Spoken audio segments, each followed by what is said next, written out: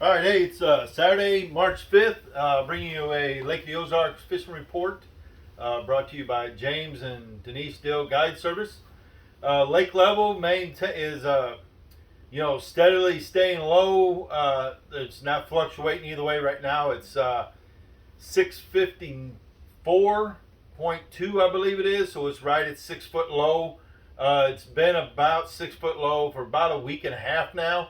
Not a lot of current that's flowing right now. Not that that makes a whole lot of difference. Um, Water temp is starting to creep up. It was today we were out all day, and it was 40 to 44 degrees. Which is getting up there. A lot of fish are getting active. Um, Normally what I've seen in the last, as long as I can remember, a lot of your big Kentuckies will move up first. You'll start catching a lot of them, and then you catch the largemouth, almost simultaneous, maybe a little bit further behind. And that's exactly what's happened. I've caught a lot of Kentuckies here lately. Today we caught a lot more bigger Kentuckies, of course, obviously you're after largemouth, the bigger largemouth, and obviously if you paid attention to the Toyo Series tournament results last week, there were several nice bags brought in, but on an average, I would say right now, from 13 and a half to 16 and a half is probably a pretty solid bag right now. If you can get over 16 and a half, you're doing pretty good right now. Obviously, that's changing every day, and it's getting a lot better. The last 2 days, Denise had a trip yesterday. They caught quite a few fish, kind of lower end Glaze area, and I had a trip. I was probably 14-mile marker to 10-mile marker. We caught a few fish too down that way. Which obviously here in his last couple weeks at lower ends seems like the place to be. The Gravois, it's a little clear water. It's maintained its temperature a little bit. It really hasn't dropped below, say, 39. Where some of the river arms, it got real cold. Even a lot of ice back in the creeks. Even some of the main channel froze over. Just a couple weeks ago, we had skim ice over it.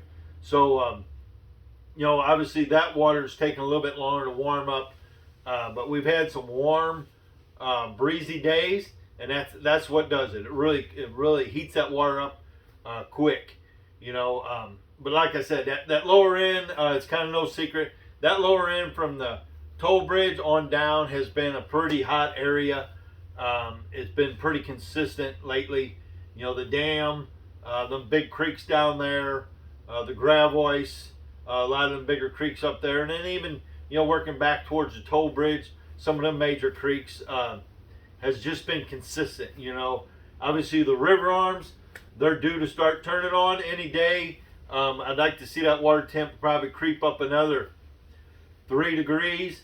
And then you're really going to see those river arms start to turn on. As long as it consistently stays warm, and at night the temps don't bottom out and bring that water temp down drastically.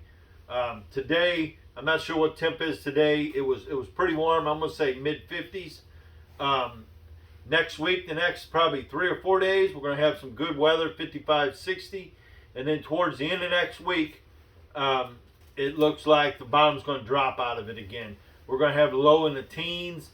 I believe it is Thursday, Friday, Saturday morning, maybe the 20s, and then the afternoons in the 40s, maybe low 50s. So some of this water temp that we've gained, we're in the low 40s. We're going to lose it come the end of next week. A lot of fish have moved up. It's that time of year. Once they move up, they usually don't back out or back and move back out of. When I say move up, like say, up to some of your creek channel banks or up to your points, main lake points, bluff ends, secondary points, and then your creek channel banks midway back in some of these creeks. Once the fish move up this time of year, they generally stay up because these cold fronts and these cool downs, they only last a couple days, and then it's going to heat back up. So either way, we are going to have a cool down towards mid to late next week. So that's, some of these fish that have been moved shallow, when I say shallow, say 5-6 foot of water, they may back out 10, 12, 15 foot. Not to say there's not a deep bite going. I talked to a few guys that are still catching some fish out deep, which there'll be some fish deep, for the next month, before they move up to spawn. But we've definitely had, I'd just say the first wave, the first push, a lot of fish have moved up shallow. In the Toyota series last week, I caught a lot of fish shallow, a lot shallower than I would have expected. I kind of missed that. I kind of was a little bit late to that, and it kind of hurt me. But there was definitely some shallow fish, and then obviously some deep fish. I know, as far as baits, obviously I've got what we were throwing today, what I was throwing last week, and what I'll be throwing for the next 2 or 3 weeks. That's up here on this front deck. This is all I'm going to be throwing pretty much, next 3 weeks. If we want to go by in order as far as what's most productive here lately, your stick baits, Vision 110s, and the Wakasaki color has been really good. The Pro Blue 2 has been extremely good.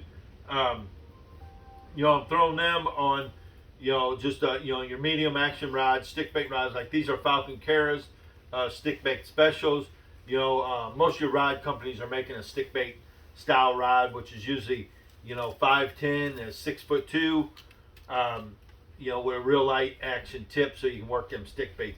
8-10 pound tests. You might get away with 12 if you're fishing up shallow and you're not trying to get more depth out of your stick bait. If you're trying to get your stick baits down to its maximum depth, if you're throwing an 8-pound test, you're going to get another couple foot out of your stick bait. Where if you're just fishing 4 to 6 foot and that's all you're worried about, getting that stick bait down, you want to get it down pretty close to the bottom where it's sticking them rocks every so often, you can probably get away with 12-pound test. And then also if you're going to that lower end, that water's a whole lot clearer. The fish are seeing the baits a lot better. So you may want to stick with that 8-pound test, obviously for the sight of them fish, seeing your line, or if they're looking at it for a long time while you're sitting still, you may get more bites with that lighter line. So like I said, the stick bait's been extremely productive. Mainly main lake points, bluff ends, secondary points have been extremely productive. Some days they're on little gravelly stuff, and then other days they're on a little bigger rock. You just kind of got to see the day. Wind makes a big difference, and then obviously the cool nights will back some of these fish out to a little bigger rock. If it has a cool night and that water's cooled a little bit, you're probably going to have more success backing out to a little bigger rock until that water warms up. Late in the afternoon, they'll move towards the end of them big rocks, more on pea gravelly stuff. Alabama rig, it was a killer last week. It was really productive, including myself. I threw a lot in practice, and some of my better fish was on the A rig in practice. I really didn't get that going much myself in the tournament. However, I know the majority of the guys were throwing the A rig and were real successful. The A rig, you can go down banks, channel banks, points, same places you're going to throw stick bait. But if you do have some brush piles and you can find isolated brush piles and throw this thing over the top of it and watch it on I've got the Garmin Live Scope. That tool is made for stick baits and Alabama rigs. That's what it's made for. So you can watch your bait come through or over the brush piles, deep stumps, maybe isolated boulders, isolated rock piles. That's where the forward-facing sonar, like the live scope, just shine. That's you can watch your bait. You make all your cast productive casts instead of just fan casting going down a bait. You're watching targets and bringing your bait over those targets to get a reaction bite. As far as what style, there's a cellular Alabama rig is a good one. This Flash Mob Junior is extremely good. Between those two, those are probably the best, most popular. The baits I'm putting on the back of them, like the Rage Swimmer from Strike King 3.5, the Kitech. I don't know if you can beat that. The Kitech 3.8, in just a natural shad color, smoked. Those are the colors. I mean, if you notice, if you get in some dirty water, or if it's real cloudy, or even if you're getting, you'll notice sometimes, or at least I have, with the Alabama rig, is like I'll throw this is Reaction Innovations. There's kind of a chartreuse, a little bit of a chartreuse blue in that center, so those fish will maybe have one particular bait to hone in on and get their attention to go in and grab. And obviously that's going to be the center one, which is hanging out further, and it always has one of your hooks on it. You can only have 3 hooks on this, so you've got your dummies up here on top, where your bait's swimming like this, and then you've got your 3 hooked on the bottom. So when your bait's going like this, let's say you're coming over stumps, brush piles, rock piles, that bait's gonna be swimming like this. Those fish are gonna be coming up, off of the brush or stumps, and they're gonna see these first 3 bottom ones first, and those are the 3 you want your hooks on. If you can really pay attention to the live scope, and you'll literally see fish come up and crash into this wad of shad basically, and you'll see them swirling around it, come up, swipe at it a couple times. So obviously they're going to come up to the bottom ones first. So always put your bottom ones with your hooks. That has a little more weight.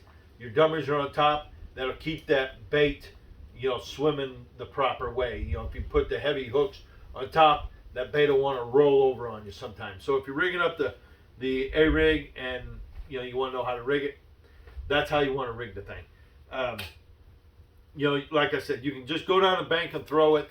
That's going to be just by chance catching a fish. The main thing with the A rig is you want to try to focus on isolated cover. Like I said, and swim it by it. You might have to swim by it multiple times. A lot of times you can see a fish, it'll react, it'll come out, maybe turn on the bait, or it'll lift itself up out of the brush. Those fish you can usually go back and multiple casts and probably catch one of those fish. Another bait's been coming on real good. Denise pretty much threw this all day. I was throwing stick bait and some jigs, but it's the rock crawler or wiggle wart, something with a little red color. A dark back is pretty much a standard color here. Same exact baits. Basically all these baits we're talking about are all going to be the exact same banks, points, channel banks, the front end of the channel, the back end of the channel, and what you really want to pay attention to is your size of rocks. You're going to have to go down these banks. Basically, the month of March, these fish move. They move in, they move out. They relate to big rocks, basketball size. They'll relate to softball size, and then they'll get into gravel. So just pay attention when you catch a fish or two. Look at that rock. Right now, the lake's 6 foot low, so you can really see the bank, what you're fishing, and pay attention to that. That's your key. It was a key for us today. Between the two of us, we caught more fish today than I've caught in the last 3 weeks. Today we had a really good day. What I would say is a good day fishing. We caught a lot of fish and several keepers. So it's getting there. A lot of it was windy today, but that water temp was creeping up. 43 degrees, 44 degrees. Them fish are going to be a lot more active. You're going to get a lot more bites, and that's only going to improve for the next several weeks. So, like I said, this is one of the new Vertus rods. It's a crankbait rod. Really nice rod for our crankbait. It's got a light tip, and I believe this is 7'2" rod. It's a 7-foot rod, but it gets you a good long cast, 12-pound fluorocarbon thrown on that, the crankbait, and then a 6-to-1 gear ratio. If you can get a 5-to-1 or 6-to-1 for your crankbaits, you're going to be a lot better off. It's just a nice, slow, steady retrieve. Let that thing hit the bottom, dig the bottom, it'll come off the bottom, dig back in the bottom, and that's what's going to get these reaction bites. Sometimes these fish ain't real active, but if that thing's bouncing off rocks or ticks brush or logs, that's what's going to create a bite. So just keep that in mind. Try to keep maybe almost parallel casts, so that bait's digging in the bottom. It's in the strike zone a lot more. It's going to give you a lot more bites than if you're just swimming a crankbait just out, over. If you're in 12, 15 foot of water and that thing's just out there, your bite, your percentage is going to go down than if you're digging the bottom. So just make sure you're digging the bottom with that. Obviously the jig, Crappie Gator Zapper jig. This time of year I like the brown purple scale with just a single tail grub style, like the swamp bug or the ring crawl on that. Some days we want more action, and you're just going to want to bounce it down the exact same banks. Try a little steeper banks with a little bigger rocks, and then where it's starting to feather out into the pea gravel. Obviously, if you get some shallower brush, 6 to 4 foot brush, working around that. That jig bite it's really, really close. It's like within a week to being really good. Tomorrow we're fishing anglers in action. We'll be throwing every one of these baits until we see what the bite's going to be. But the next 2 or 3 weeks, the jig bite is going to turn on, and your big fish, you're going to be able to catch a lot of big fish on the jig. It's a little slower presentation, not as many bites, but usually your percentage of big fish are going to be better. And obviously these Crappie Gator Swamp Bug rigged on a 1/4 ounce shaky football head, 12-pound test. This is on a 7-foot Falcon Expert rod.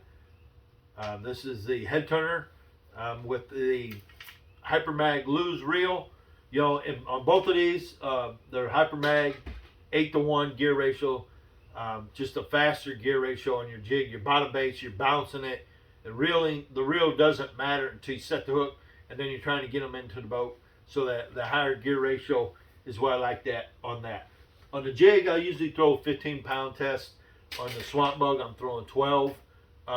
If it's brush presence, and I know I'm in brush, I'm probably going to throw that jig. It'll come through the brush a little better than like your Swamp Bug, or shaky head style bait. So, you want a little bit heavier bait or a line in case you get into that brush. It'll help you get them out of there without breaking off. Like I said, that's pretty much it. We caught fish on every one of these baits today. The stick bait, I would say, was probably the better bait today as far as numbers. Denise caught a lot of fish on that crankbait, and I did catch a few on the jig today.